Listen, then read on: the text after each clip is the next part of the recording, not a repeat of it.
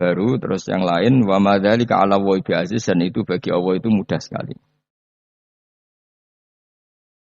Nggih kula bolak-balik matur gitu. Terus dalam ilmu hakikat diterangkan manusia itu memberi kontribusi pada pilihannya itu tidak sampai 1%, mungkin tidak sampai. Misalnya kalau orang ditanya kenapa makanan ini enak, ya jawabnya biasanya gampang karena ini sate, kebetulan saya suka sate, terus bilang enak.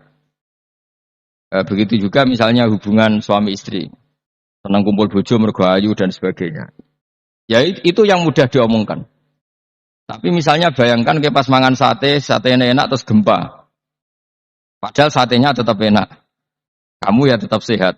Tapi gara-gara gempa menjadi tidak enak. Berarti yang benar kan mangan sate gue enak, syaratnya gak pas garam gempa. Ono syarat meneh, ora konangan sing utangi.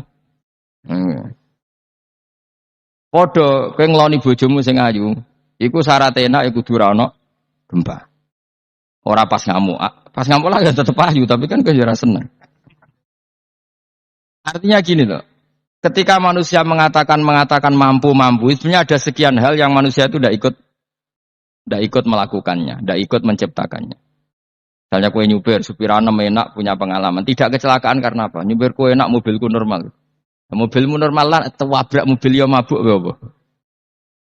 Nah di sini ini manusia dituntut, diingatkan terus. Kamu itu butuh Allah. Rahmat Allah itu yang melindungi kamu, bukan keahlian kamu, bukan kecakapan.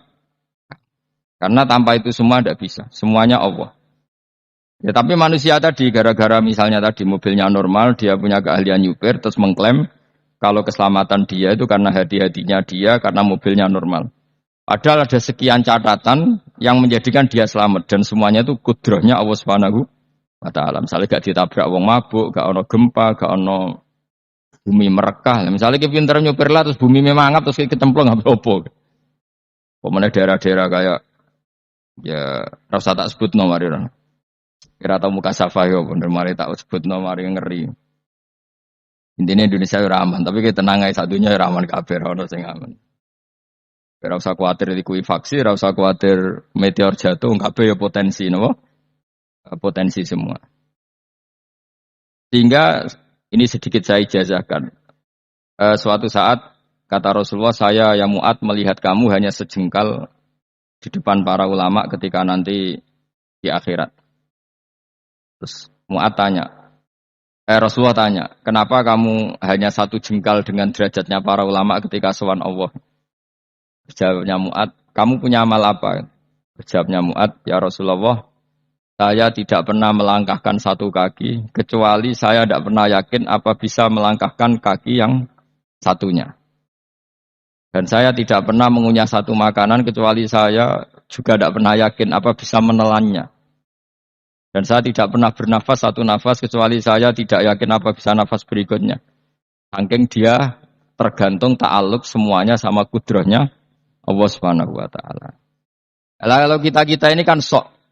Kalau makanan sudah di depannya kayak pasti bisa makan. Kalau dia sudah sehat jalan seakan-akan pasti bisa meneruskan. Padahal 0, sekian detik kowe mlaku dihantam mobil ya selesai. Misalnya stroke ya selesai, tidak bisa jalan. Sehingga para wali-walinya Allah itu orang yang filahdotin min lahadotagi. Setiap kedipan dia, setiap perilaku dia itu hanya ta'aluk ambil Allah Subhanahu wa ta'ala. Itu yang disebut ya ayyuhannasu antumul fuqara'u ila Allah. Nah, kemudian resiko makom ini, ya semua makom tak ada resikonya. Resiko makom ini itu biasanya dia lupa doa. Kenapa lupa doa? Karena doa itu terdefinisikan. Tak wari ilmu hakikat terus rungokno wis ora paham lah tak ulangno. Ya resiko ilmu saya ingatkannya. Ilmu itu kan ada dua. Ada ilmu yang karena didefinisikan. Dan itu akhirnya menjadi masalah. Sebenarnya ilmu itu tidak perlu definisi. Kedua ilmu yang kita rasakan. Misalnya gini, kalau sampean saya tanya, kamu pernah nggak minta jadi punya uang banyak? Nggak tanya, pernah nggak minta? Terus artinya minta itu apa? Terus kita mendefinisikan, menengadahkan tangan, bilang ya Allah, saya minta uang banyak, saya minta ingin beli mobil. Itu namanya apa? Tidak jawab saja. Doa kan? Itu kesalahan kita. Kesalahan kita mendefinisikan doa itu misalnya menengadakan tangan dan memohon dan menyebutkan permohonannya. Permohonannya itu terus disebut doa. Tapi kalau menurut Allah, sistem tubuh kamu yang menghendaki punya mobil, sistem tubuh kamu yang ingin punya uang banyak, reaksi tubuh kamu yang terhinakan karena ditagih orang atau butuh uang. Ini menurut Allah ya sudah kamu itu peminta-minta. Saya ulang lagi ya. Sehingga menurut Allah kamu minta tidak minta ya tetap berstatus peminta, pengemis. Nah, orang-orang yang sudah wusul, meskipun itu kondisional ya, tidak selalu. Itu ya dia pikirannya mengadahkan tangan apa enggak ya sama saja tubuhnya merasa minta. Sehingga dia tidak perlu mengekspresikan minta. Nah, terus orang yang fikih bilang seperti itu tuh sombong. Wong kok gak tahu dungo. Sebetulnya keliru vonis orang fikih. Bagaimana mungkin dikatakan sombong? Dia reaksi tubuhnya, elemen tubuhnya sebetulnya meminta. Dia tidak berkategori meminta karena ilmu kadung didefinisikan kalau minta itu yang seperti ini. Itu kan lama. Nanti kalau suatu saat Indonesia yang kuasa itu terlalu NU atau terlalu yang tidak NU, lama-lama ada definisi. Misalnya yang dikatakan tahlilan itu apa? Ya bid'ah, Nabi tidak pernah tahlilan. Sahabat gak pernah nahlilin Nabi, malah nganyak ngaji Nabi, Nabi jadi tahlili. Manane tahlilan jalukno sepuro mayit, ngaji Nabi jalukno. Sehingga dengan tradisi itu tahlil itu masuk definisi bid'ah. Karena gak pernah dilakukan sahabat dan para tabi'in. Ya salahnya kamu definisikan. Tapi kalau udah kamu definisikan, sing diarani tahlil, ya maca la ilaha illallah. Terus mungkinkah satu bacaan la ilaha illallah dilarang? Wong ra oleh maca kalimat tauhid. Jadi misalnya tahlil iku nglafatno kalimat tauhid. Oke tok ya ora ngara iso dilarang tapi nak tahlil iku mitung dinane mayit kaya Buddha, soalnya kriminal. Enak. Ya sudah seperti itu. Makanya banyak orang salah itu karena ilmu kadung didefinisikan. Nah, definisi itu sebenarnya tidak mengikat dalam banyak hal. Ini penting saya utarakan. Ya karena seperti itu. Makanya itu masalah-masalah besar antara kita dan firqah-firqah yang lain. Masalah ahli sunnah, terus masalah yang lain-lain. Memang ya sudah seperti itu. Ya saya ulang lagi ya. Ketika Nabi Ibrahim mau dibakar Namrud, itu masyhur cerita itu. Dan kemudian jadi namanya Habib Syah itu. Habib Syah itu sebetulnya hanya ngutip Habib Abdul Haddad. Jadi syair itu sebenarnya ada di Diwanul Haddad. Apa? Diwanul Haddad. Diwanul Haddad itu syair-syair Abdul Haddad ketika beliau usul, beliau mukasyafah. Terus bagian dinyanyikan Habib Syah terus jadi populer. Saya ulang lagi ya. Tubuh kita, misalnya kamu lapar, perut kamu kan mereaksi minta makan. Andaikan kamu itu Tuhan, kan kamu tahu bahwa perut kamu itu minta makan. Tanpa kita bilang, ya Allah saya minta makan, Allah tahu kalau reaksi tubuh kamu minta makan. Sehingga orang yang tidak minta pun asal makomnya makom yang ikror, mengakui kalau dia butuh, ya namanya sudah minta. Tapi fikih kadang mendefinisikan sing darani minta itu misalnya madhep kiblat terus menengadakan tangan dan sebagainya. Ya sudah kita sebagai orang pengikut ya yang ikuti fikih, yang ikuti tasawuf sebetulnya itu definisi yang sepihak. Sehingga ketika Nabi Ibrahim mau dibakar Namrud, masyhur itu cerita itu. Beberapa hari mungkin bulan-bulan orang disuruh Namrud cari kayu sebanyak-banyaknya. Ketika kayu sudah terkumpul mungkin satu lapangan, Ibrahim mau dibakar. Pegawai Namrud itu bingung caranya mencalok Ibrahim. Mereka saking gedene napa? Api. Nak diuncalok kok ada iku ratok tengah. Nak diparekno iku kepanasan. Masyhur. Terus setan zaman iku urung akeh dadi ya setan tenan. Saya kan duplikate sakeh dadi setan ra tau muncul. Wong duplikate wis napa? Akeh. Singkat cerita setan itu muncul pura-pura jadi manusia terus ditemukan manjanik. Manjanik ya semacam ketepil besar yang jadi mana dari kiai-kiai ketepil haram mergo penemune setan. Dari ini tapi.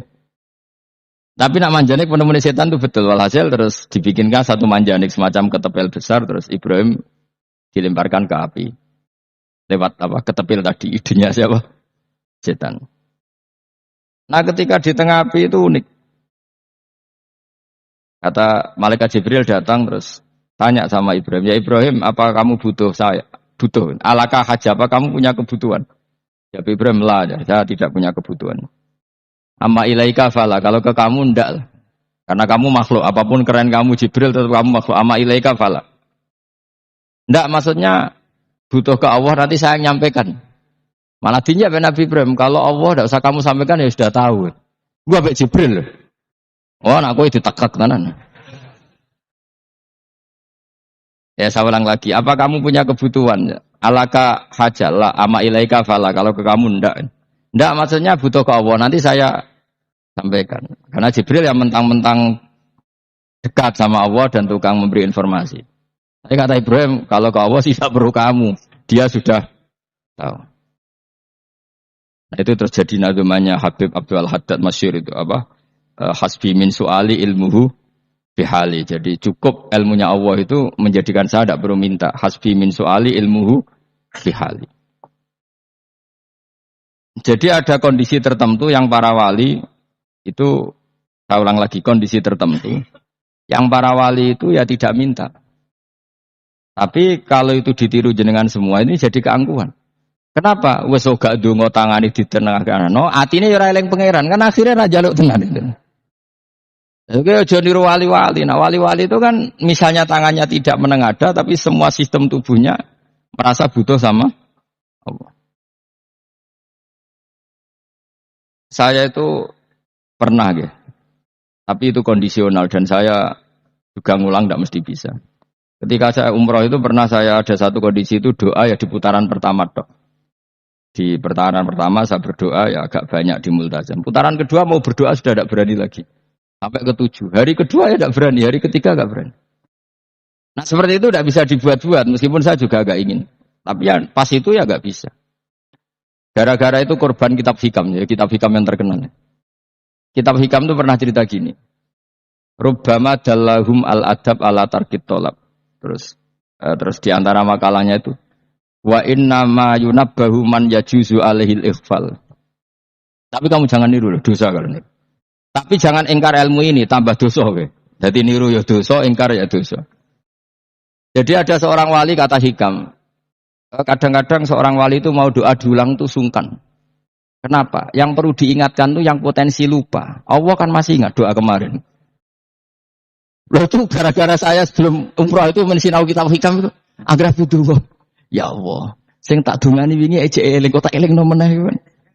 Jadi wa inna ma yunabbahu man yajuzu al-ighfal, yang bisa diingatkan hanya orang yang potensi lupa. Sementara Allah tidak akan lupa. Tapi kan akhirnya dungane eling. Ya Allah kayak kemarin. Hari ketiga ya Allah kayak.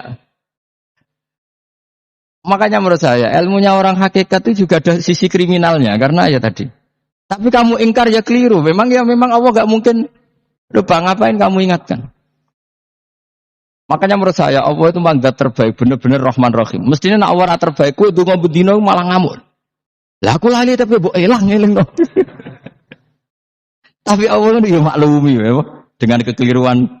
Kita ini kan selalu keliru, dungo terus ya keliru sebetulnya. Karena seakan-akan kan mengingatkan seseorang yang mungkin lupa. Wong Allah tidak pernah lupa kok, kamu ingetin terus.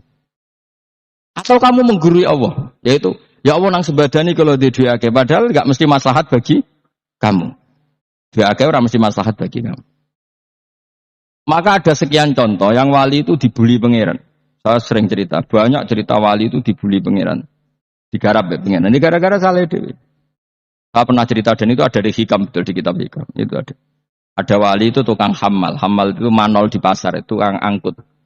Jadi kalau ada orang bawa barang berat diangkut dia, terus misalnya kalau dulu mungkin ya ke kereta atau ke singkat cerita terus diupahi. Tak dapat apa dia pasti pulang karena dia hanya butuh makan satu piring, karena dia tirakat makan satu piring untuk ibadah 24 jam. Singkat cerita dia ngeluh, ya Allah, kamu tahu, engkau tahu saya ini pecinta engkau, saya ini hanya butuh makan satu piring untuk kuat sholat. Tapi kenapa harus jadi juru manol? Berilah saya rezeki yang tanpa kerja. Selang sekian hari dia dituduh maling. Terus dipenjara, terus dapat rezeki tanpa kerja. Dia terjawab kenapa jadinya gini? Kan kamu minta rezeki tanpa kerja. Ya itu penjara itu rezeki tanpa kerja kan. Jadi Allah memperlakukan para walinya itu memang unik. Ya kadang dibully. Sehingga dalam cerita-cerita kenabian, kata Qadiyat itu, nggak ada orang yang sering dibully Allah kayak nabinya. Karena nabi itu orang yang dicintai Allah. Jika salah sedikit saja itu, cara pangeran itu, cara kampus itu digarap, pokoknya dipelonco, pokoknya salah sedikit. Misalnya begini, Nabi Yakub itu kan nabi. Dia mungkin nyon sewu gak tersadar nyembelih apa itu anak sapi itu di depan indukannya. Ya beliau mungkin spontan saja, Pak. Kalau kamu yang melakukan pasti tidak ada hukumannya karena Allah tidak pati peduli sama kamu, sudah lah. Artinya gak peduli, salah pantas saya ora jelasin gitu. Tapi ini nabi. Ketika itu terus indukannya sapi tadi, ya Allah, Yakub itu kekasihmu. Saya tidak berani sama dia karena dia kekasihmu. Tapi saya tetap menuntut keadilan. Dia harus merasakan susahnya dipisah dengan anak. Meskipun dia tidak nuntut rasanya roh anak sebelah itu tidak ada se-ekstrim itu. Sapinya itu hanya nuntut, ya Allah, dia harus merasakan sakitnya terpisah dengan anak. Akhirnya Allah menciptakan Yakub ngalami terpisah dengan Nabi siapa? Yusuf. Itu kalau kata Qadiyat, itu kalau yang melakukan tidak Nabi pasti gak dibully Allah, dibiarin. Karena tapi ini yang melakukan Nabi. Sini Nabi Yusuf lagi. Mana rasa daftar wali berat? Nabi Yusuf itu di penjara itu karena terdolimi apa karena memang dia salah? Terdolimi. Dan Nabi Yusuf itu Nabi. Nabi Yusuf itu Nabi. Nabi betul memang benar-benar Nabi. Meskipun ganteng dia Nabi. Syaratnya Nabi ganteng kira-kira mlebu. Nabi itu harus ganteng, enggak boleh. Nabi elek ora oleh. Karena Allah izin di kekasih kok keriting elek. Allah itu di selera tadi ya. Kabeh Nabi mesti yang paling ganteng di kaumnya, yang paling nasab. Enggak boleh Nabi kok pesek, keriting, enggak boleh. Tapi kalau sudah jadi orang soleh oleh. Tapi kalau Nabi enggak boleh, enggak boleh. Nabi Yusuf ganteng, masyhur kan cerita Nabi Yusuf dengan siapa? Zulaikha. Dan belum ada orang dalam keadaan darurat masih cerdas kayak perempuan. Jadi singkat cerita, ketika Yusuf diajak Zulaikha selingkuh gak mau kan keluar dari kamar. Delalah kebetulan wa alfaya sayyidah ladal bab. Itu si Zulaikha tadi spontan langsung bilang, wahai suamiku, apa hukuman orang yang ingin menodai keluargamu? Itu wong wedok. Padahal dia agak terencana, dia pun gak bayangkan kepergok suaminya. Itu dalam keadaan kepergok itu masih cerdas. Suamiku, apa hukuman orang yang mau menyelingkuhi keluarga Anda? Singkat cerita suaminya murka, terus Yusuf dipenjara, terdolimi ya. Ketika dipenjara, kemudian Yusuf punya keahlian mentakwil apa? Mimpi. Kan tadi suaminya Zulaikha itu tidak sampai raja ya, kira-kira PM atau menteri lah. Raja itu punya mimpi yang bisa nakwil itu hanya Yusuf. Singkat cerita, terus utusan raja datang ke Yusuf dan takwilan Yusuf terbukti benar. Tapi Yusuf ini seorang nabi, seorang lagi Yusuf seorang nabi dia, tapi ya manusia. Bilang gini ke utusannya, coba bilangkan ke raja kamu, di penjara ini ada orang yang dipenjara secara terzalimi, yaitu saya. Tolong laporkan ke majikan. Itu Allah tersinggungnya itu bukan main. Nabi kok lapor makhluk. Itu tersinggung. Nah aku kan gak bibi. Kowe ngajono proposal ya ora bibi wis. Wis pokoke Allah mek kowe wis ra bibi wis. Wong sumben swargane ya ora langsung wae ngono pokoke kira-kira kan sudah dadi gak perlu ditegur.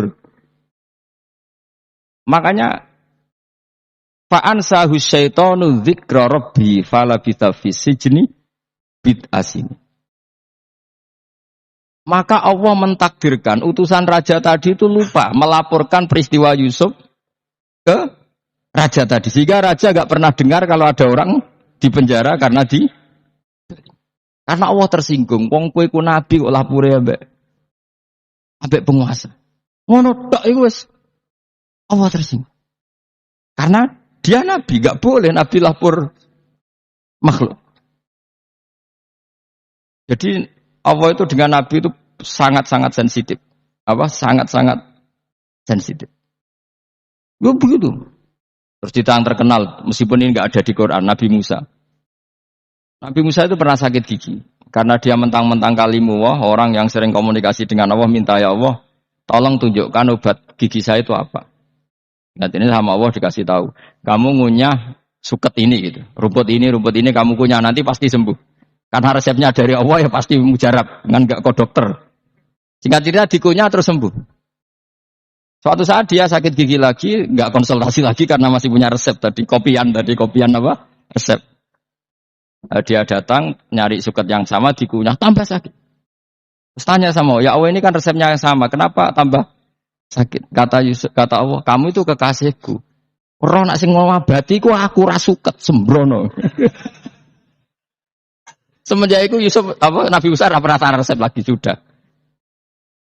Andikan tuh kamu, pasti Allah juga gak tersinggung. Makanya kata qadiyat, kenapa para nabi sering ditegur itu bukan karena Allah murka, nabi itu beda. Jadi kesalahan kecil atau apa-apa yang menurut kita ada salah itu untuk nabi salah. Makanya di ahli sunnah ada kaidah apa?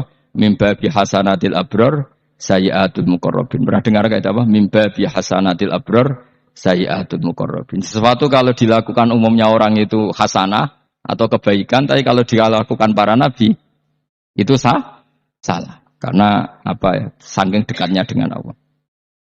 Ulang lagi apa? Mimba bi hasanatil abror sayyiatul muqarrabin. Jadi nabi itu beda. Nah, para nabi itu orang-orang yang ngalami fikir yang doa resmi kayak siapa tadi? Definisi fikih ya sering. Kayak definisi orang tasawuf yang sering. Sehingga ketika Nabi berdoa, ya memang secara disiplin ilmu yang namanya berdoa ya minta Allah dengan mengadakan tangan. Ketika enggak berdoa, karena Nabi sadar Allah tidak perlu diingatkan lagi, pasti masih ingat. Gitu. Jadi dua-duanya benar terus. Makanya Nabi itu lam yazal fit taraqi, Nabi itu selalu naik derajatnya. Karena pas minta ya benar, pas tidak minta ya. Kalau kamu turun terus. Pas minta itu karena tomak kamu, hadzun nafsi kamu, serakah kamu, tapi enggak tahu diri pantas taura dengan permintaan. Kayak gue misalnya jongo jadi wali, iso Allah tersinggung. Bicara atau tirakat atau jaluk jadi wali. Tapi gak jongo ya Allah tersinggung. Kere ra tau jongo. Jadi orang kalau ndak wali itu sudah keliru terus. Ya muga-muga di sepuro, tapi tak kira iku akeh salah. Ya jajal ke donga wali kok Sabtu Qadir Jilani. Kira-kira Allah tersinggung apa nyembadani? Kira-kira tersinggung. Tak misalnya kira tahu dongo kepengen kau Imam Syafi'i, apa yang tersinggung? Bocah ora di idola. Nah terus piye kadung salah biasa wis bakat salah no. Bakat salah. Ini sedungane sing gampang gak mesti bener. Rabbana dzalamna anfusana wa lam taghfir lana wa tarhamna lanakunanna minal khasirin. Saya pernah punya kitab dan kitab itu menurut saya luar biasa. Bahkan ketika adu bully itu, adu cara mahasiswa itu kayak pelonconan itu. Nabi sama Nabi pengiran didu dan itu sekali yang satu salah melakukan disiplin ilmu pengiran itu digradasi dan Allah memang mengancam gitu. Kalau kamu melanggar ini laah biton namin diwani nubuah nanti laam khuan namin diwani nubuah kamu saya hapus dari buku kenabian. Tes-tesannya ya lucu misalnya begini kata Nabi Musa kan ditanya ketika dia khutbah ditanya orang siapa orang paling alim ya Nabi Allah? Sekarang orang paling alim itu siapa? Nabi Musa jawab, saya kan. Itu Allah tersinggung karena wong kok mletene ngono. Tapi andai kan Nabi Musa kok jawab Fauzi itu salah, tambah salah meneh. Atau enggak Furuhin, malah salah meneh. Tapi jawab Musa ya salah. Saya Gusti, saya kan. Orang paling alim siapa? Saya. Terus Allah memperingatkan Musa, ada seseorang yang lebih alim ketimbang kamu. Coba kamu harus ketemu dia.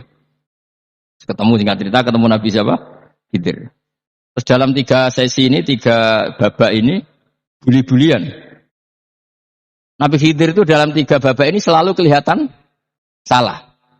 Di antaranya adalah cara sekarang ya mungkin digoncengkan sepeda motor atau perahu kalau dulu yang menggratisi dia numpangi sepeda motor malah spionnya dicopot gitu. Spionnya dicopot dirusak. Nabi Musa kan sudah digratisin malah ngerusak yang motornya yang apa? Menggratisin. Nabi Khidir masih tenang. Kamu tidak paham. Ya, Nabi Khidir mesti nistok kamu tidak paham. Itu kata syurrahul hadis termasuk Ibnu Hajar al-Asqalani bilang gini. Setelah itu kedua membunuh anak kecil. Musa tambah marah. Anak yang belum punya dosa kok kamu bunuh sampai 3 kali ada 3 peristiwa. Itu kata Surahul Hadis. Andai kan Musa kok diam tidak protes, maka dia akan disalahkan Allah. Karena dia berarti membiarkan kemungkaran di depan matanya tanpa reaksi. Jadi sebetulnya ketika Musa berontak itu Nabi Khidir. Nabi tenan gitu maksudnya. Jadi itu kan unik. Tapi berontak itu disalahno. Jadi angel sandi tes-tesan dadi nabi ku ya angel. Misalnya kok Nabi Musa itu koyok model santri Jawa Timur. Nabi Khidir salah nggih nderek mawon. Ya ora nabi jero barang mungkar menengae. Berarti yo nabi goblok ngono kira-kira gitu. Makanya memang Musa harus konsisten seperti itu, harus demo terus gitu. Kayak saya misalnya sebagai kiai fikih, kiai ya harus seperti ini cara mulang saya. Enggak boleh saya misalnya terus anut mulang terus tawadhu semeneng itu ora karu-karuan. Jadi andekan Musa kok tidak protes itu malah salah. Ya memang harus. Dan itu Nabi Khidir dia Nabi tenan ya. Makanya Nabi Khidir akhirnya respect. Tidak ada hati sebaik kamu Musa. Risi itu gak nyaman ketika melihat kemungkaran. Jadi itu sebenarnya poin. Tapi lucunya Nabi Khidir ya nyalan. Tak kandani ora takok komen takok. Tapi yang disalahno. Ya aku jare Nabi Musa. Ya jajal gawe peristiwa meneh aku tak sabar rata kok bareng. Kok jajal neh. Bareng dijajal ya protes meneh. Kadang protes meneh tinggal 1 kali kesempatan. Kowe takok meneh wis ora dadi muridku. Dikasih kesempatan lagi ya protes meneh dek numpas. Tapi itu justru itu menjadi kelebihannya Nabi Musa karena syarat seorang nabi adalah al-musara'ah ila ingkaril mungkar kata Ibnu Hajar Al-Asqalani. Syarat seorang nabi adalah secepat ngingkari sesuatu yang mungkar. Enggak boleh. Ya iya toh kan misalnya kita jadi murid terus gurumu itu gandeng artis atau gandeng penyanyi dangdut. Nggih nderek mawon. Jadi guru murid kok giyo. Tapi kau yang loroi guru tersinggung. Ora roh hikmah iku. Kan bingung no. De guru ini gak bingung no. Soalnya kayak de guru jadab dorong Jawa Timur apa? Gurumu gandeng penyanyi dangdut. Reaksimu biasa saya takut. Ayo loh, nak elek kan gak iri. Biasanya nak elek itu iri. Sekarangmu Pak. Sing ayu, sing potensi iri. Kira-kira reaksi kamu itu milih derek mawon apa berontak? Golek nak gurumu wong alim mesti nak pas meneng muridku goblok tenan gak sensitif roh barang mungkar dilakukan di depannya kok tidak reaksi tidak protes tenan muridku tapi lucunya guru mau nak protes ya gak duwe akhlak nih guru lagi senengnya kok ora oleh nah Nabi itu kan buli-bulian jadi Nabi Khidir dengan Nabi Musa itu tebak-tebak karena 2 orang ini sama-sama kekasih Allah. Itu Nabi Musa justru barokahnya itu dia tidak pernah kelasmennya di bawah Nabi Khidir. Semua ulama sepakat kelasmennya Musa tetap di atas Nabi Khidir. Sehingga yang berlaku ya tetap ilmunya Nabi Musa bahwa membunuh anak kecil tidak boleh, merusak perahu milik orang lain tidak boleh. Karena Allah tetap lebih respect dengan ilmunya Nabi Musa. Nabi Khidir tetap ilmunya enggak dipakai meskipun dia disebut hakikat. Karena ilmunya Nabi Khidir ngani ngoyo. Ani ngoyo wong ape mutusno ngenteni nginceng Loh Mahfud. Lah sing iso iku sapa? Barang ra mungkin kok. Mulane Nabi Khidir terakhir menutup kalimatnya wa ma fa'altuhu an amri. Dzalika ta'wilu ma lam tasti alaihi sabr. Aku dhewe nglakoni ini ya ora roh, wis ditakdir nglakoni ngene wae. Dadi Nabi Khidir ya ora paham. Jadi wa ma fa'altu an amri itu terakhir kira-kira artinya saya sendiri tidak melakukan ini karena inspirasi saya sendiri atau keputusan saya sendiri. Tahu-tahu saya ditakdir melakukan. Karena pas itu Nabi Khidir disetting semuanya dengan ilmu hakikat. Yaitu bayi tadi memang kutiba kafiron. Kutiba apa? Kafiron. Memang dia nanti kalau umur nganti tua ditakdir mati kafir. Daripada mati kafir nanti, ya sudah mati sekarang. Tapi enggak mungkin kan ada syariat daripada soben beling pateni gek cilik. Wah ya. Ya ora ono syariat, tetap ikut Nabi Musa. Makanya kata Ibnu Hajar Al-Asqalani itu uniknya Allah sama para wali-walinya. Waliku kelirullah, iku tetep disenengi pangeran. Terus pangeran nabi-nabine yo gejol-gejol kan, yo pancen nak wong. Terus keempat gini. Tadi kan saya punya contoh 3, ini contoh keempat, ini terakhir. Nah, kakean kok ilmu merah cukup, utekmu malah bingung kabeh. Nabi itu minggat itu boleh ndak? Tanpa pamit, minggat itu pergi gak pamit itu boleh ndak? Ndak boleh. Rasulullah meskipun kayak apa disakiti di Mekah itu ndak pernah minggat, ndak pernah hijrah. Saya ulang lagi, karena butuh izin.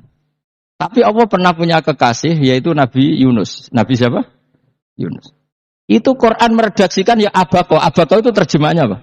Minggat. Kalau pergi itu dhahaba. Tapi ini Allah meredaksikan itu abako. Abako itu ya minggat. Nabi Yunus itu dakwah di daerah Nainua. Ya. Nainua itu ya, Babylon sana. Kampungnya namanya Nainua. Ya, daerah Babylon. Ya. Babylon itu kalau di geografis modern ikut Irak. Ikut mana? Irak. Jadi Kufa, Basra, Babylon. Terus siapa itu yang ngalahkan pasukan Yahudi dulu itu Bukhtanasor, Hebuket, Nazir itu ikut mana? Babylon apa? Babylon. Wama unzila alal malakaini bi Babila Harut Marut. Makanya kalau ulama-ulama melihat Irak kacau sampai sekarang itu tidak kaget. Irak itu ardun mal'unah kalau di kitab-kitab. Bumi yang memang sudah terlaknati mulai dulu. Sehingga ketika ada kasus Saddam Hussein sekarang itu ulama tidak kaget. Zaman Rasulullah Sugeng itu Irak itu termasuk sudah bumi yang guna keazalazir. Di sana pasti banyak fitnah. Fitnah pertama yang dicatat sejarah adalah Mautul Husain apa? Kabudute Said siapa? Husain di Karbala. Era Imam Syafi'i adalah zaman mifnah, ulama dibantai karena dipaksa mengatakan Quran apa? Makhluk. Terus konflik-konflik sampai era Saddam Hussein terus era sekarang jadi. Lah kita-kita ini ulama sebenarnya tahu tarikh itu. Tapi di era modern kan dianalisis karena campur tangan ini itu ya sudah lah. Sebebo goblok kuna daripada kok bantah-bantahan malah kabur. Sebebo goblok, sebebo pinter. Sekarang kan analisisnya kan, wah ini ada campur tangan pihak ketiga diciptakan nih sauni-unimu. Ya kalau intelijen harus ngomong seperti itu. Kalau kita seperti ulama memang dari dulu dicap Nabi hunalika az-zalasil wal fitan. Saya teruskan. Nabi Yunus itu dakwai kaumnya itu lama sekali dan tidak iman. Nah semua nabi kalau kaumnya tidak iman itu diberi hak Allah ngancam akan adanya azab. Apa? Ngancam akan adanya azab.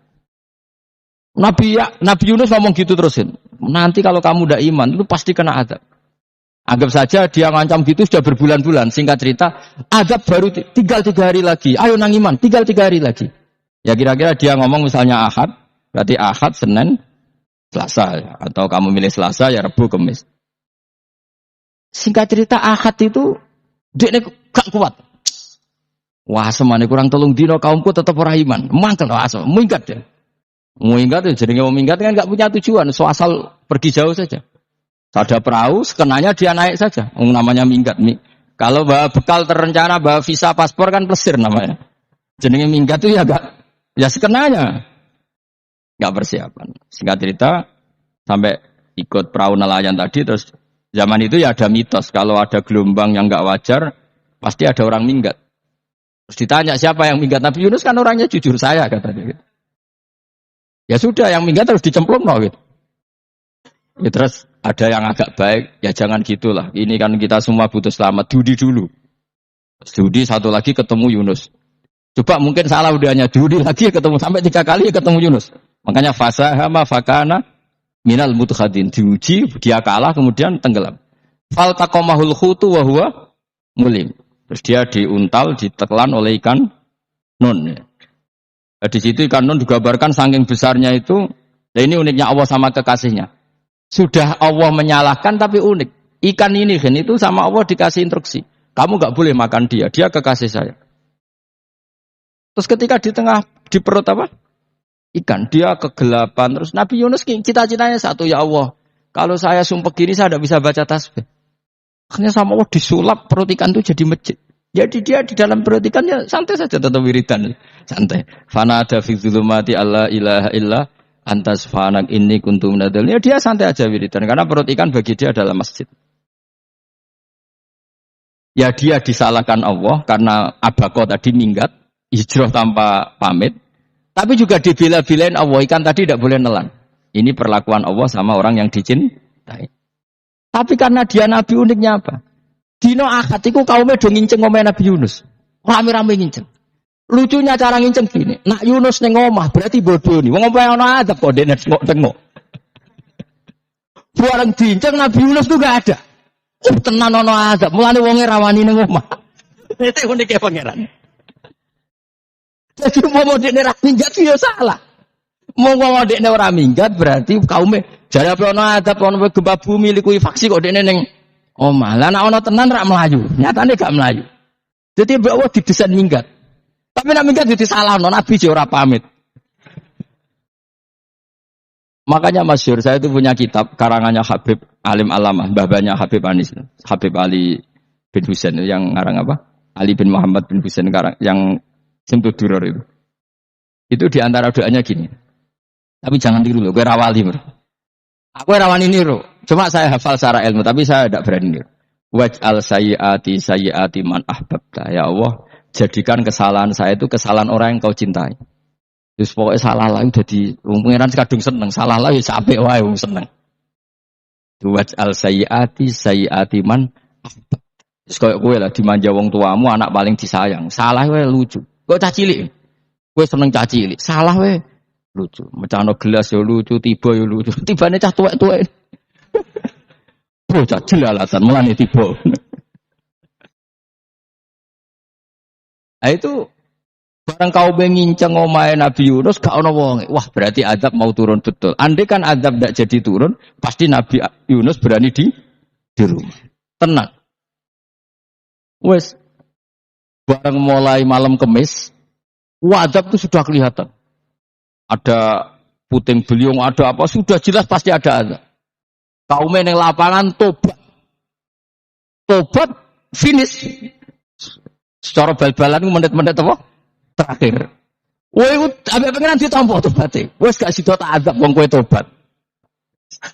Singkat cerita Nabi Yunus hari ketiga atau apa dia selamat. Pakai versi yang umum saja. Selamat faltaqamaul khutu bahwa terus falaula annahu kana minal musabbihin ala bi batni la yaumi yubasun. Akhirnya dimuntahkan sama ikan tun tadi terus dia keluar. Barang keluar tanya-tanya kabar gimana kabar kampung Nenuwa baik-baik saja. Kabar awalnya mulai karena dia tahu kalau orang bohong itu dihukum mati. Padahal dia bohong katanya Kemis itu ada azab ternyata kampungnya baik-baik. Padahal baik-baiknya karena mereka tobat. Jadi masyarakatnya nyari dia karena mau iman. Si nabinya agak berani pulang karena nanti dihukum mati. Itu. Aku pangeran nabi kekasih itu. Jadi pangeran yo bully. Oh itu gue beda-bedaan. Wong kekasih pangeran bener. Aku yang kreatif itu langsung diadab. Jadi pangeran kekasih gue beda. Orang koyo. Akhirnya Yunus ramani mulai. Wah nak mulai disiksa. Perkara nih kalau pembohong itu dihukum mati. Masyarakat yang golek tenan. Mergo malam Kemis ku ono azab tenan. Cuma terus do tobat. Disebut falaula kana qaryatun amanat fanafa'aha imanuha illa qauma Yunus lamma amanu kasyafna anhum adzabal khizi fil hayatid dunya. Enggak ada kampung yang saya adab kecuali kasil tak adab, kecuali kaum Nabi Yunus. Aku wis ngajak lho, pas menit terakhir peta adab tobat. Akhirnya ra sida dari pangeran. Iku kaum Nabi sinten? Iku ya barokah minggate Nabi Yunus. Lah iku nabi. Wong kliru kok barokah. Iku nabi. Umpama Nabi Yunus ora minggat, kaume berpikir Yunus bohong. Wong ape ana azab kok tengok-tengok ning omah. Tapi pas minggat tenan iki disalahno pangeran, minggat kok gak pamit. Ikmat. Amalane kira usah protes. Wali iku beda, kekasih pangeran beda. Itu sama dengan sing dialami Rasulullah sallallahu alaihi wasallam ning Sulhul Hudaybiyah. Semua perjanjian itu salah secara hukum fikih. Bukan salah lagi, sangat salah cara ukuran fikih. Sehingga semua sahabat itu protes kecuali Abu Bakar As-Siddiq. Cuma semuanya ngomong Umar, tapi semua sahabat aslinya ya protes. Coba di antara perjanjian gini. Pertama kan enggak biar sampean enggak terlalu jadi teroris, enggak terlalu jadi ekstremis. Ya memang ya ora usah jadi teroris, ya ora terlalu jadi teroris. Semua itu mungkin, Kang. Ning dunia semuanya mungkin. Singkat cerita Nabi itu sudah di Hudaybiyah. Hudaybiyah dengan Mekah kan tinggal sekitar paling 40 kilo. Saya pernah itikaf di masjid yang pernah dipakai Hudaybiyah. Kan sekarang jadi mikot ya. Dimaksud mikot umroh di Mekah kan apa? Hudaybiyah kan mikot di yang terkenal kan apa? Jirona, Tanim, Hudaybiyah. Itu perjanjiannya tuh gini. Perwakilan dari Quraisy namanya Suhail bin Amr siapa? Suhail bin Amr. Perjanjiannya gini, Muhammad kamu tidak boleh masuk Mekah. Kamu boleh masuk Mekah itu tahun depan. Padahal Nabi sudah bilang ke para sahabatnya, ayo kita umroh. Dan diberi hak umroh. Tapi setelah sekitar 40 kilo masuk Mekah, dicegat sama orang kafir Quraisy, tidak boleh. Lah, Nabi sakit tenan.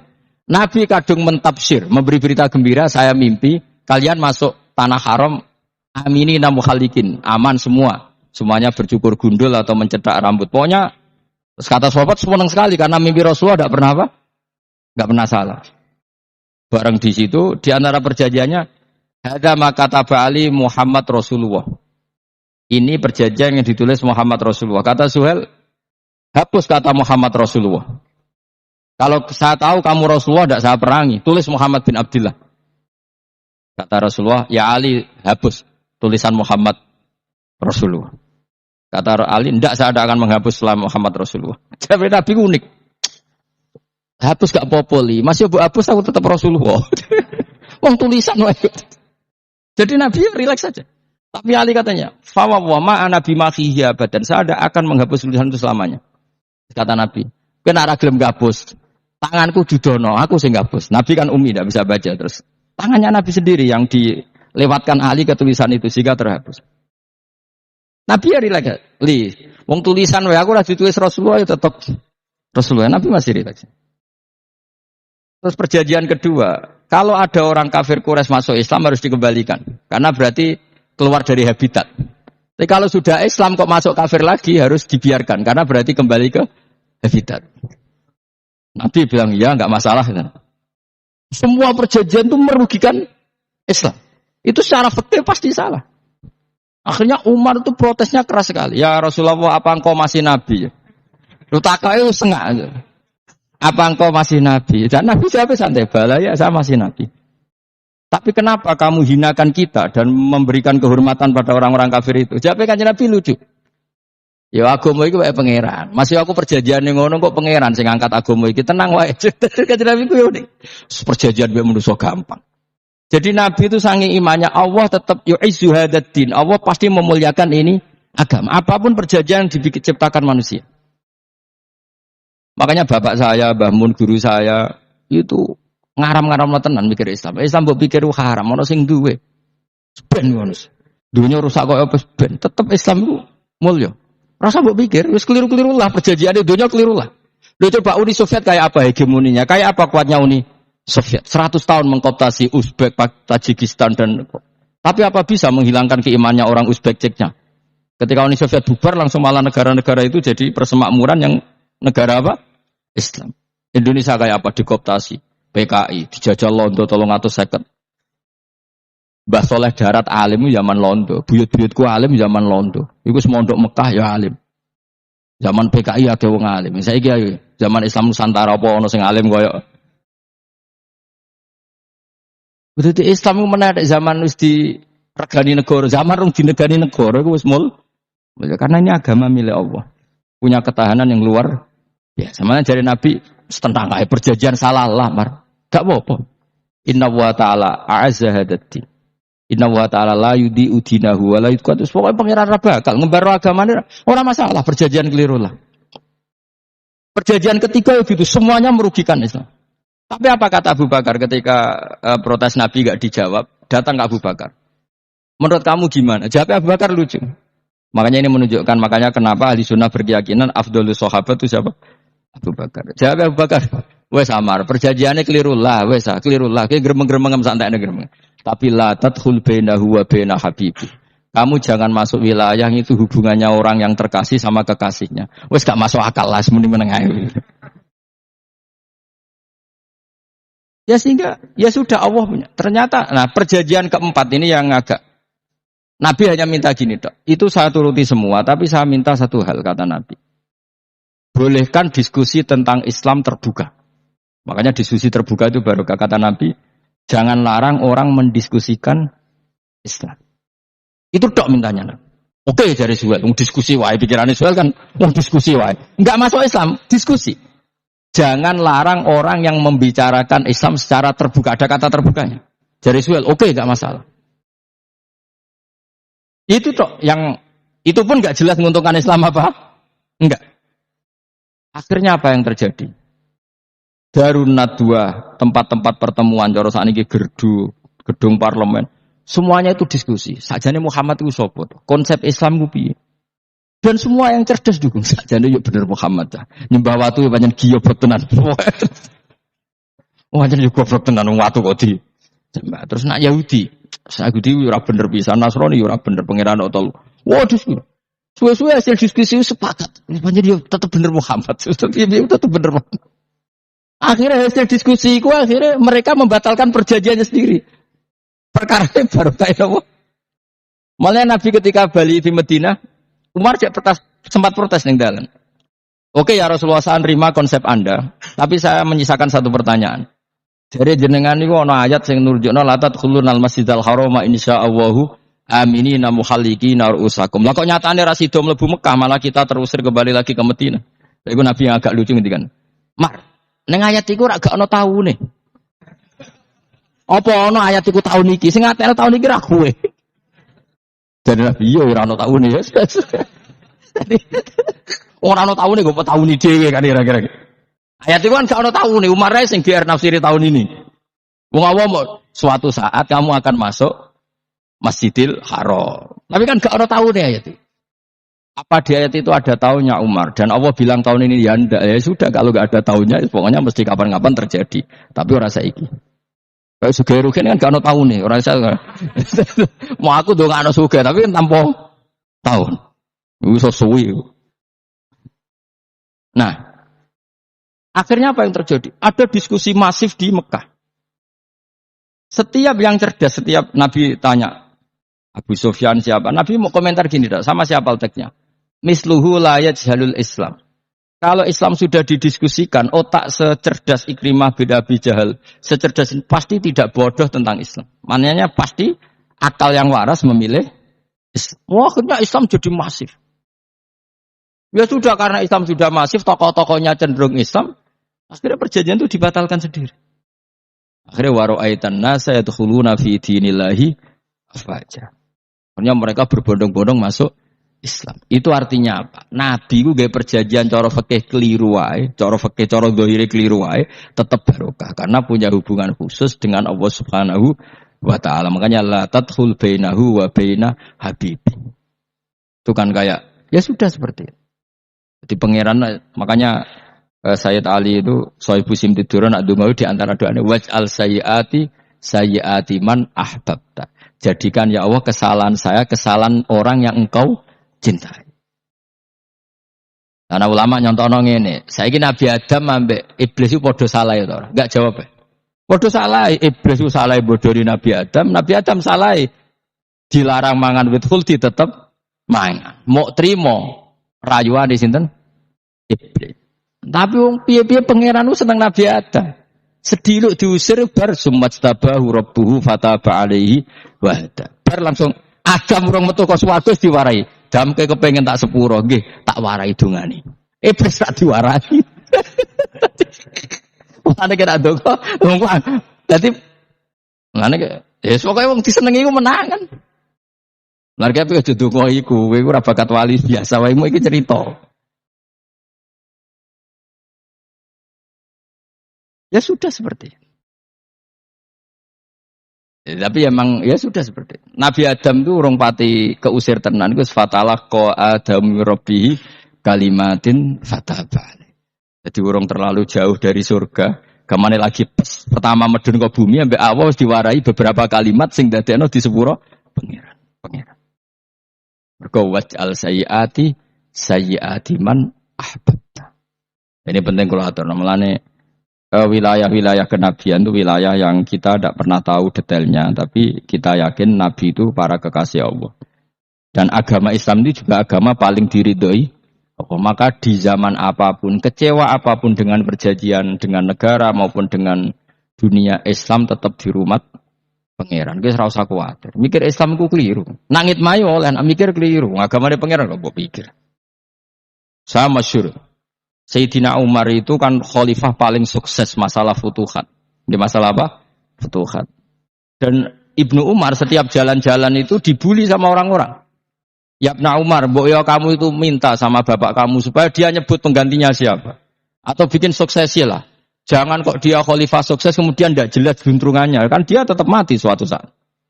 Saking nggak kuatnya Abdullah bin Umar akhirnya matur, ya Abah, engkau harus suksesi. Siapa ya pemimpin setelah jenengan? Lah kenapa? Orang-orang bilang kalau ada orang misalnya penggembala kambing terus ditinggal gelanggang itu dianggap dosa karena kambingnya pasti kocar. Apalagi ini urusan umat. Kamu tahu-tahu mati sebelum sesi ini pasti kacau. Umar langsung marah. Agama Islam itu enggak sama dengan kambing kata Umar. Agama Islam agamanya pangeran, mesti diurusi pangeran. Aku mau khilafah. Aku mau suksesi. Ben aku ora usah mikir. Engko ora diurusi pangeran. Jadi Umar itu justru saking hormatnya sama Islam itu dengan cara gak mau mikir Islam. Gak mikir berarti gak khidmah ya, tetap mengkhidmati Islam. Seperti saya ini kan yang khidmati Islam lewat mulang. Tapi aku ora tahu mikir nasib Islam. Yo Islam ora kondang piye. Ditinggal Abu Bakar mlaku, Umar mlaku. Wali songo mbek kowe rak mulya wali songo. Saiki durus mudin yo mlaku, durus KUA yo mlaku. Durus mubalek sing kadang matre ku yo mlaku. Berapa kiai sing dadi oknum perkara proposal ya agama ya mlaku. Wong bapak udah kanca kiai ku mudin, anake mondok. Bareng saking suwene dadi mudin, zaman iku mudin urung untuk gaji negara. Anake njuk dhuwit mending spontan. Cung ora ono mati kok njuk dhuwit. Mergo nek ora ono mati ra entuk rezeki. Cung ora ono mati kok njuk dhuwit. Ngono iku agama ya ra piye-piye coba. Mergo agama iki diurusi Allah. Ayo nabi palsu ping pira wae mulai Musailamah sampai Musaddaq sampai Lia Eden. Kurang lagi. Mulai wali palsu kaya Rama Dosa apa Rama sapa iku. Kowe ono kabeh ora masalah. Uni Soviet kayak apa mengkooptasi ceknya Uzbek. Akhirnya ya kalah Uni Soviet. Saiki ceknya Uzbek dadi negara napa? Islam. Kayak apa Donald Trump, Islamfobia, tapi sekarang orang Amerika malah berbondong-bondong masuk napa? Islam kaya. Mbok pikir malah Islam mbok konsepi malah rusak. Mergo terus di metodologi. Harusnya penyebaran Islam tuh begini. Harusnya Mbah Mungkira pangeran kok muni harusnya. Wong Islam kadang mlaku ya lewat mudin, lewat. Saya itu punya santri ini kisah nyata. Itu lahirnya di Bali. Itu bisa baca Fathul Mu'in. Lahirnya di Bali. Bahkan dia ketika SD itu tukang mimpin lagu Hindu. Lagu Bali apa Hindu apa Buddha? Hindu. Karena dia ketua kelas. Tapi Islam. Semua-semuin. Jadi kayak gede. Gara-gara apa? Jadi bapak itu bakal sate yang Bali. Ya bakal sate. Berhubung sukses, ponakane misalnya ini diajak. Orang Madura kan gitu. Aslinya orang Madura. Setelah kampung itu menjadi kampung muslim, lama-lama berkebutuhan punya masjid. Berhubung wis anake kiai ana masjid mosok ora di wong alim. Akhirnya anake dipondokno di Jawa. Pondokno di Jawa iso maca muin terus ngaji sama saya. Jadi saiki ning Bali kok ana wong ora muin ya ana santrine di Bali maca Fathul Muin. Ning Jawa kadang wong ora iso maca muin. Jadi terima bakal sate muter terus. Ora butuh. Kayak Islam di Indonesia gara-gara pedagang Gujarat. Meskipun sejarah itu diperdebatkan ya gara-gara dagang. Karena mereka muslim ya akhirnya menyebarkan apa? Islam. Jadi semudah itu Allah. Termasuk konflik Ali bin Muawiyah. Itu barokahnya sama susahnya konflik itu masih banyak barokahnya. Sayyidina Ali sama Sayyidina Muawiyah. Karena kita ahli sunnah ya. Tidak menyalahkan salah satu madzhab ahli sunnah ini. Itu barokahnya beliau konflik itu banyak sahabat yang migrasi. Ada yang ke Cina, ada yang kemana-mana. Termasuk yang diyakini para sejarawan, ada yang ke Selat Malaka. Termasuk akhirnya sampai ke Baros ini. Barokahnya orang nggak nyaman di Yaman itu di Syria sama di Irak. Akhirnya Islam menyebar. Oh sudah. Andai kan nggak ada konflik itu, mungkin penyebarannya juga lambat. Makanya saya bolak-balik bilang, setan itu ya ono goblok. Gomkor melok ngaji saiki. Setan ora goblok piye? Kalau ada anaknya kiai 5 lanang kabeh sih, alim kabeh iku didu. Mergo rebutan pondokin induk. Aslinya pondok satu titik di desa itu. Misalnya ning biduan ya di meja. Gara-gara tuh konflik itu terus sing sitok minggat ning Kalimantan. Gara-gara anak kiai yo gawe pondok ning Kalimantan. Sitok minggat ning Sumatera, anak kiai yo gawe pondok ning Sumatera. Cara setane uga ngedu, malah pondok tetap satu titik. Tapi setan iku goblok ora roh, akibat ngene iku ora roh. Akhire dulur didu menyebar. Lah wong saleh menyebar ning ndi menyebarkan sujud, menyebarkan Jadi setan yo ana goblok, muga-muga ora ngaji, muga nak ngaji dene roh, ana ngono ora usah ngono. Andai kan tidak diudik kan satu titik. Nggih betul. Tapi setan niku nak ana wong saleh iku didu. Nak didu ana sing kecewa minggat. Lah mingate wong saleh gak ape gawe apa? Mosok ape gawe dugem. Mulane kula anggere ana wong saleh tukaran Gus iku tukaran gara-gara tukar sak minggat ning Papua ya alhamdulillah kowe meneh. Apik. Kula niku rak Gus kancaku ya Gus-Gus sing minggat ge kuat. Angger pamit kula ora tau tak tangisi. Santur nuwun kok minggat ta bener. Mingate Gus ndak ganti piye. Paling yo gawe podok apa gawe opo. Setan nganti saiki belum tahu gitu. Mulane muga-muga ora roh. Jadi artinya nak pangeran ngersakno iku segampang iku.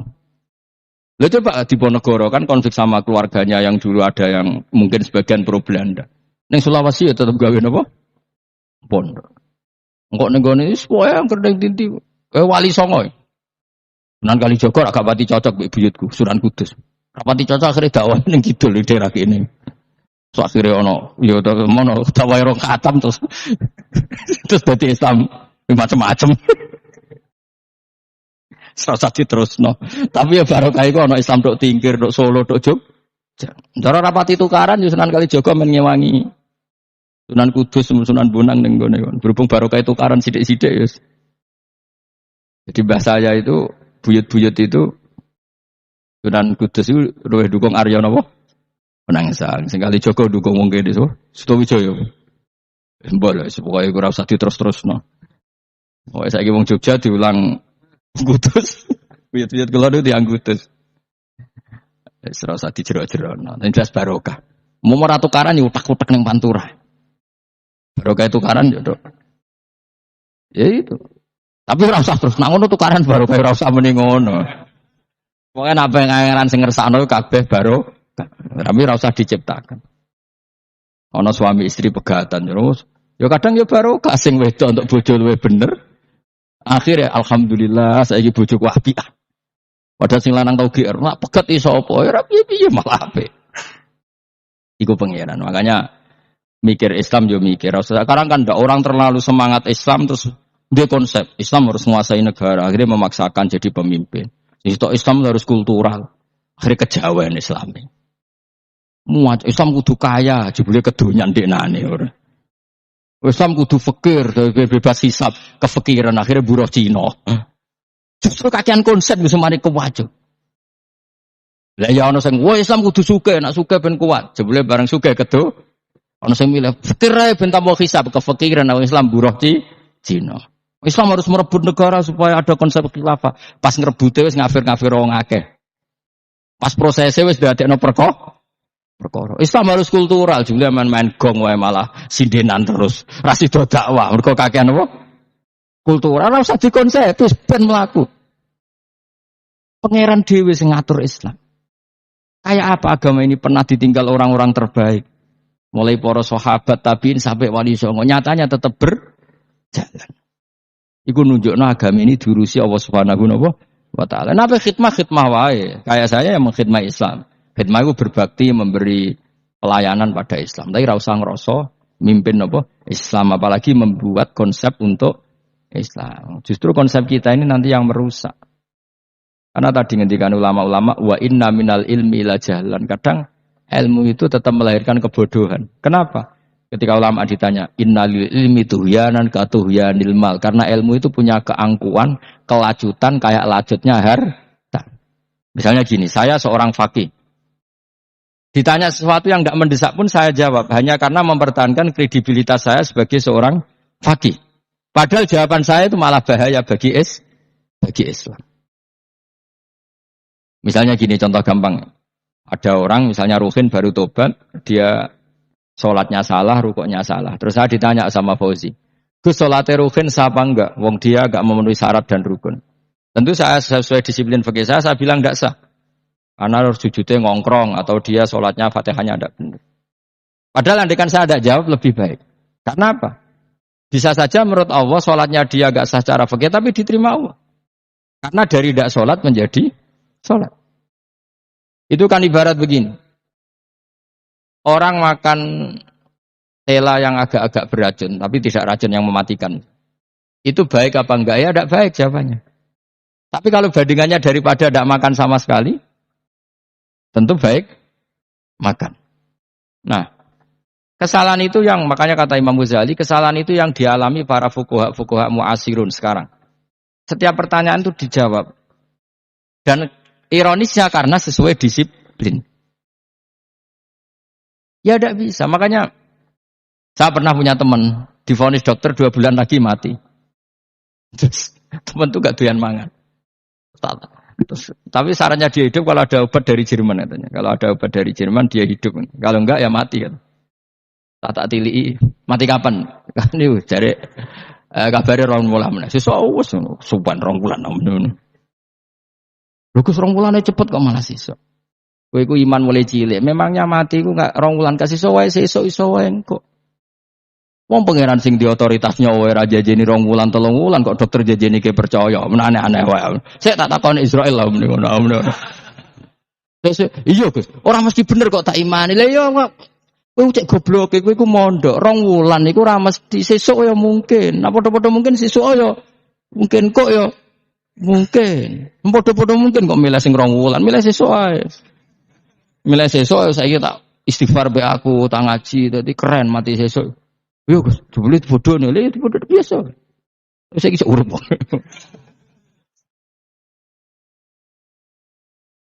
Ya karena tadi sesuatu yang enggak otoritasnya itu kita ini kan jadi orang aneh. Agama mulai dulu mengajarkan kita beribadahlah kepada Allah seakan-akan kamu mati besok. Nak kowe santri tenan tanpa diancam mati 2 wulan niku nak ibadah kok mati sesuk 2 wulan niku kesuwen. Lho kula nganti saiki perasaan kula nggih urip mesti. Mulane kula di dhuwit 200.000 cara kula nggih kathah. Urip nganti sesuk di dhuwit 200.000 cek aki ya. Ana wong butuh dhuwit akeh mergo nyongkone urip suwi. Kula ker. Lan kula ora pati seneng derajat, sesuk mati kok di derajat barang sesuk. Ya gitu mangka anak tamu tuh. Akhirnya dia terus mulai rileks, mulai sebelum malah ramati. Sembrono terus. Maksud saya itu kita makanya kembali lagi antumul fuqara'u ila kita ini butuh apa? Makanya kula suwun soalnya anut para nabi dan kalau ada kesalahan para wali, para nabi itu kesalahannya apa? Mimba bihasanatil abrar sayyatul muqarrabin. Jadi nabi itu karena hubungannya dengan Allah sangat apa? Dekat sehingga hal-hal yang cara zahir itu salah tapi itu menjadi berkah dan kita tidak pernah tahu kayak apa sulhul apa Hudaybiyah. Makanya kata Abu Bakar enggak ada sulhun a'dhamu minal Hudaybiyah. Enggak ada perdamaian yang lebih afdal ketimbang Hudaybiyah. Makanya saya itu termasuk ulama yang setuju misalnya di McGill di Amerika atau di Kanada itu kan ada Islamic Studies. Saya pernah ditanya, Gus, kalau ada sekolah perbandingan agama menurut kamu setuju enggak? Saya bilang enggak masalah. Yang penting asal yang dikaji itu Islamnya, bukan orangnya. Kalau yang dikaji orangnya ya copet Indonesia ya Muslim. Kadang koruptornya ketua partai Islam. Nah, anak wonge kan macem-macem. Yang dikaji Islamnya loh, asal yang dikaji jangan orangnya. Orangnya bulet-bulet. Wah, juara lah no. Juara. Karena pikiran saya niru Hudaybiyah. Ketika Islam didiskusikan secara masif, tetap yang unggul itu Islam. Makanya Rasulullah minta, enggak apa-apa, semua percaraan saya setujui, cuma jangan larang orang mendiskusikan Islam. Akhirnya di Mekah, di Darun Nadwa, di pojok-pojok kampung, di perapatan-perapatan orang tanya, sebetulnya Muhammad itu maunya apa? Mereka ada yang bilang, ya Muhammad kepinginnya wong nyembah pangeran. Pangeran itu apa sih gaya langit bumi? Akhirnya sing situ, iya pangeran ya pantas sing gaya langit bumi. Pangeran ora tahu saya apa-apaanan. Sono sing mulai cerita, iya aku tahu nyembah pas duyoi luwak. Sampai aku izin pangeran duyoi luwak. Sono sing cerita meneh, aku tahu pas nyembah pas tangane coplok. Waduh cerita kenaifan-kenaifane pangerane. Ya gara-gara boleh dulu nggak boleh dilarang oleh negara. Negara itu pinterin Nabi ya. Mau aku jaluk orang boleh mendiskusikan. Karena kalau didiskusikan pasti ja'al haqqu wa zahaqal. Mun kalau terus nang. Inna wa yusmi'u may yasha wa ma anta bimusma'im man fil kubur. Fa alam tarono ta ora ngerti sira eta alam tekse ora ngerti sira anna wa ing satuna wa ta'ala iku anzala nurono sapa Allah minas sama'i sanging langit. Allah nurono ma'an ing banyu. Fa akhrajna mongko ngetokno sapa ingsun. Fi tetep ing dalam dawa akhrana iltifatun ta iltifat. Iltifatu pindah anil ghaibati sanging dhamir ghaib. Mestine kan fa akhraja. Tapi dadi napa? Fa akhrajna. Harusnya kan Allah menurunkan hujan dari langit, kemudian Allah mengeluarkan beberapa buah. Tapi diganti apa? Akhirnya. Kemudian kita Allah maksudnya. Kami Allah menurunkan bihi sebab anane mak samarat ing pira-pira buah. Mukhtalifan ingkang warna-warna apa alwanuha pira-pira warnane samar. Maksudnya Allah ingin menunjukkan kekuasaan. Sekarang orang sama-sama dari sperma. Ada yang kafir, ada yang mukmin, ada sing kriting, ono sing bangir, ono sing elek.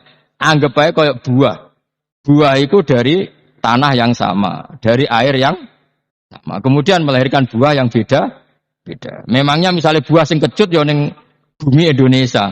Pinggirnya ditanduri pelem manis ya ning bumi Indonesia. Mestinya kan kalau buminya sama kan nak kecut kabeh, nak manis. Tapi ternyata ndak.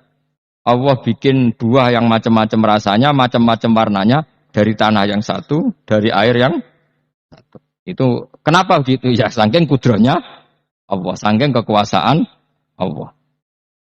Mukhtalifan khali warna-warna apa alwanuha bira-bira warnane samarat ka akhdara kaya dene ijo. Wa ahmarolan abang wa asfarolan asfar. Asfar itu agak kekuningan, wa irial lan yane kabeh.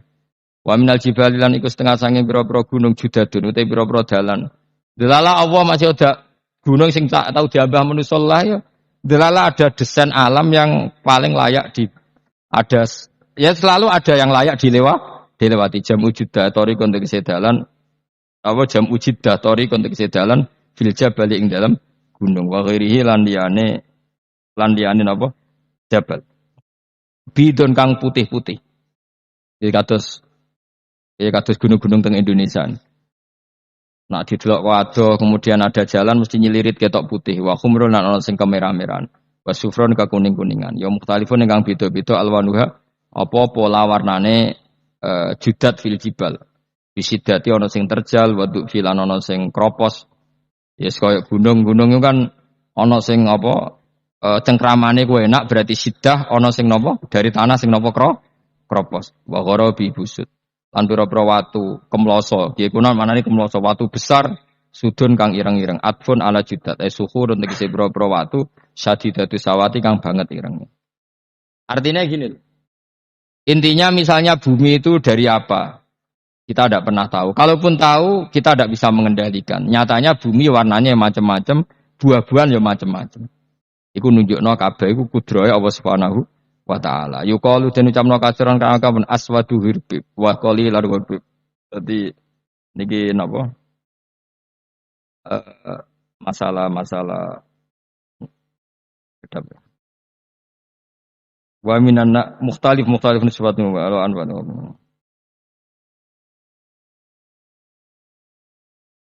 Aswadu tur banget ireng hirbibun wa qalilun hirbib aswad.